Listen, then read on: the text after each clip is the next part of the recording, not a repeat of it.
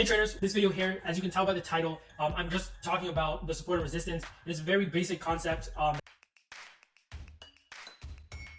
that definitely gets way more complicated when you're talking about Fibonacci support and resistance, moving average support and resistance, daily pivots and weekly pivots and things like that. But I just want to start off by talking about support and resistance, plain horizontal support and resistance. It gets just a tiny bit more complicated when you're dealing with linear support and resistances like trend lines and channels, and not all channels, but channels for that matter.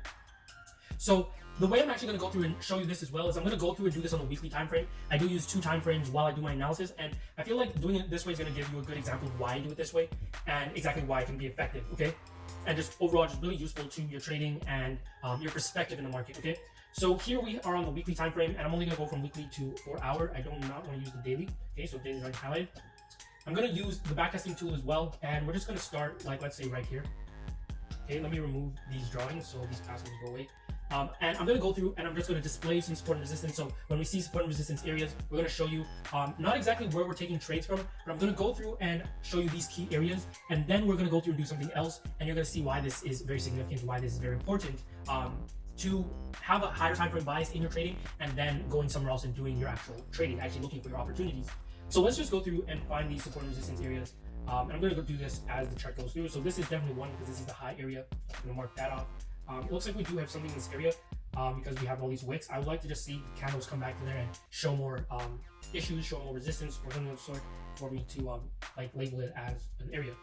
So let's just see if we get any rejections, anything like that. Okay, so we're getting some rectangle rejections. We're going to mark off this area like this, and let's see if we do get another pullback. Okay, so it looks like this is the way we're going to close. And give me a bearish candle and I will go short. Okay, so I'm going to take this trade. Stop loss. Well, not that I would go take this trade, okay, but this would be a good trade idea, okay? Basically, we would be taking a trade just like this from the lower time frame, and most likely we'd be able to get in on that pullback. That's that pullback that we'll be looking to take a trade from on the lower time frame, and with our take profit being a weekly perspective, and our stop loss will still be on the weekly perspective as well. But let's just run through and see how this goes, okay? So we have a nice good week, 2 weeks of pullback. Okay, let's see. We go down, we're so close to that resistance here, that support area there. We finally hit it, nice. Take profit hit. So I just want to show, let's just say we're risking 2% on all these trades. So if we have risk 1 to gain 3, basically in this case, this number in the middle here would say 3. If it was risk 1 to gain 3, and that means we risk 2% to gain 6%. So in this case, we just gained over 2%. I'm not sure right now, but just over 2% because risk 1 to gain 1 will be 2 for 2, right? So let's just continue to see what we have here. I'm going to mark off this area, right? We broke through the support, and let's continue to play. Okay, so it looks like we rejected this area, like we could actually start going back up. Nice indecision candle that formed there. Let me zoom in. Okay, so I like this, and this candle here is bullish as well, showing that it did not like staying below there. I'm going to place a trade on the other side of the zone, down here, and given the previous structure, I mean, we could be making higher highs. I would just take the safer bet for now and go into the next resistance, right? I'm always going into the next resistance unless I have planned already to get out early. So let's just see how this goes. Likewise here, we'll be taking this trade from the 4 hour time frame so we can get a fine-tuned entry. It looks like we spent a while in drawdown here. Okay, let's just speed this up. Okay, so we hit our stop loss. We lost 2%. We are falling, and we have this support area here, and here I'll mark off. So I don't really like these areas. It won't be too bad on the 4 hour time frame because there'll be more range in between. Though whenever 2 support and resistance areas or 2 support areas are close together, I normally just combine them as one area because like the area in between normally isn't tradable. So let's just continue to play through. Right, we have an indecision candle here. Nice bullish candle. Let's go through. Look to take a short-term trade, just like this. Okay, so I'm going to do at least risk 1 to gain 1. I will not take anything worse than that. So let's run through and see how that goes. Okay, so we hit our target.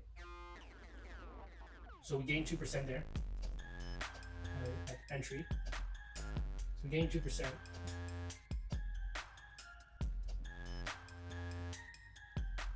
Sorry, hold on. There we go. We gained our 2%. And let's just see how price continues to go through. Let's just go through and take a few more trades.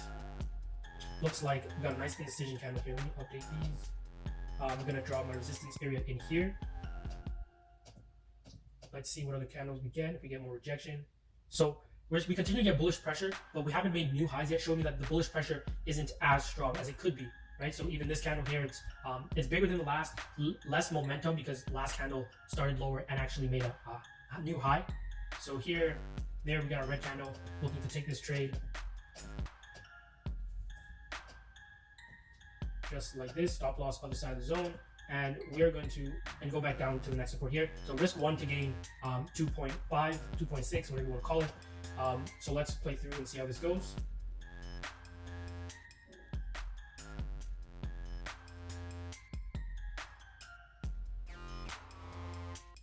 Okay, so you see it's been a very treacherous week. It's been a very tiring week.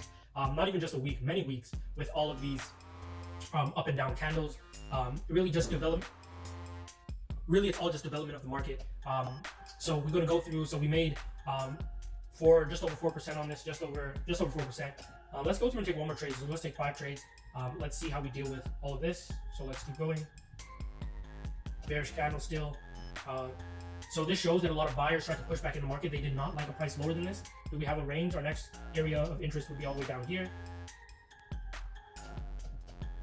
Right. Let's play through. Okay, so getting some bullish momentum. I don't like the whole area that we have here because if I went to go and take a trade, I would have to do something like this. Right? I mean, I could do it. The risk reward is I can get risk 1 to gain 1. So I could do the trade. I might as well just do it. Let's just see how this goes. I'm going to place a trade like this. I want to place my stop loss in a very good area on the other side of the zone.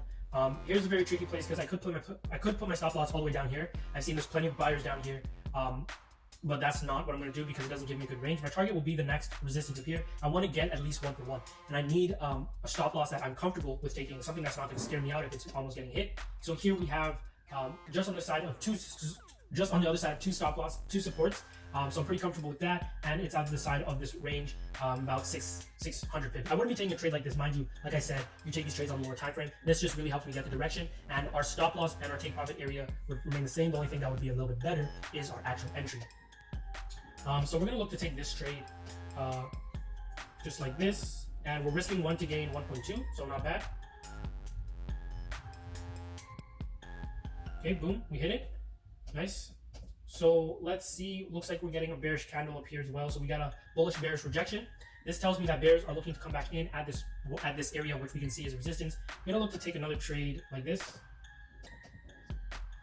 Right, other side of the zone. And here is going to be our target area for this as well, right? Just going from support to resistance, resistance to support. There's many ways you can switch this up as well. If you don't want to use a take profit, you always have to use a stop loss. Don't get that twisted. But if you don't want to use a take profit to maximize profits, you want to make sure it's really low risk. There's so many variations and variables that you can do. So here we have a little stumble in the market. Okay, cool.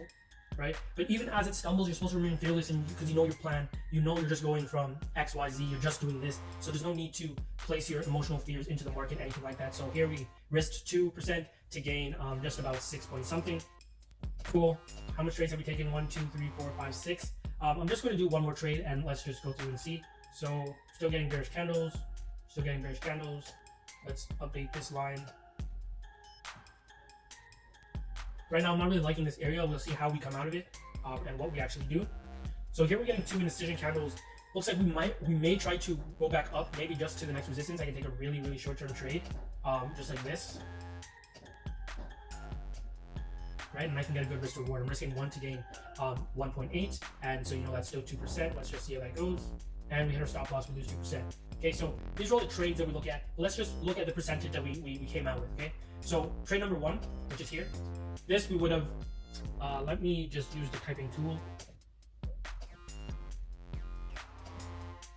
Yeah, so let me just use the typing tool and put this in.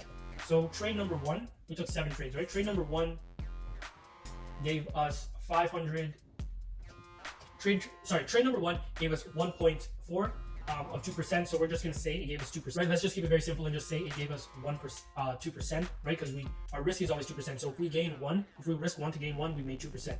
So let's just say positive 2%. Okay, so the next one here, what are we seeing? We lost 2%. So anytime we hit a stop loss, we're losing 2%. Negative 2%. Next one here, we hit our TP. This is positive 1, so we're getting 2%.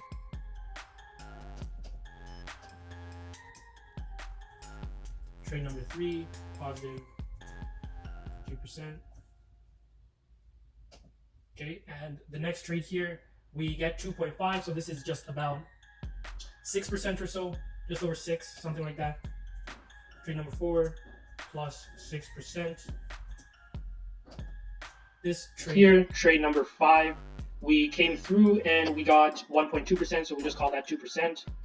Trade number 5, plus 2%. Trade number 6, right here, we gained 2.3, so we call this 6% as well. Here we have another loss where we lose 2%, right? Every time we have the stop loss, we lose 2%. 7, negative 2%. So if we just add all these up, let's just add all these up real quick. Total, right? So these are one of the really important factors of trading. Managing your risk to reward profile so you can be profitable no matter how many wins you take. So let's just check our wins to losses as well. Wins to losses.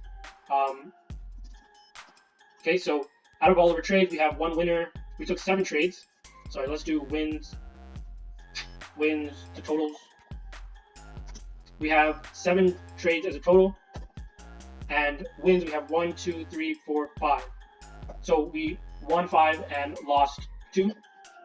And then on top of that, we gained 2%, lost 2%, so that's 0%. We gained 2, we gained 6, so that's 8. We gained another 2, so that's 10. We gained another 6, so that's 16. And then we lost 2, so we still gained 14% out of a win-to-loss ratio of 5 to 7. 14%. So these are just really important factors, okay? Risk to reward ratio and having the confidence to go through, because you can look at these trades and see where you might have hard times with your emotions, being in drawdown for a few days, having your trade go into profit a lot and then reversing, going near the take profit and then actually going back into the stop loss. Like there's a lot of those type of things that happen, but really you just gotta know your plan, be confident in your plan, and also be confident in yourself so you can carry through and get the job done.